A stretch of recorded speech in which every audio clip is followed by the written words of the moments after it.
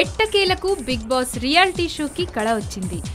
ఎన్టీఆర్ రాకతో big boss interesting show అయిపోయింది. ఒక్కసారిగా ప్రారంభోత్సవమై పేలవంగా సాగిందని, ఎన్టీఆర్ వీలైనంతగా ఆ కార్యక్రమాన్ని రక్తి కట్టించేందుకు ప్రయత్నించినా ఉపయోగం లేకపోయిందనే విమర్శల నడుమ ప్రారంభమైన బిగ్ బాస్ రోజు రోజుకి మరింత డల్గా సాగుతూ వచ్చింది. అయితే వీకెండ్ వచ్చేసరికి సీన్ మారిపోయింది. ఈరోజు బిగ్ బాస్ రియాలిటీ షోలో పార్టిసిపెంట్లకు టీవీ ద్వారా కనిపించిన ఎన్టీఆర్ మాక్సిమం వారిని ఎంటర్టైన్ చేశాడు. బిగ్ బాస్ హౌస్ మేట్స్ కి ఇది చాలా రిలీఫ్. అదే సమయంలో బుల్లితెరపై వారం రోజులుగా ఈ రియాలిటీ షోని చూడలేక చూస్తున్న ఆడియన్స్ కి సైతం బీభత్సమైన రిలీఫ్ గానే చెప్పుకోవాలి.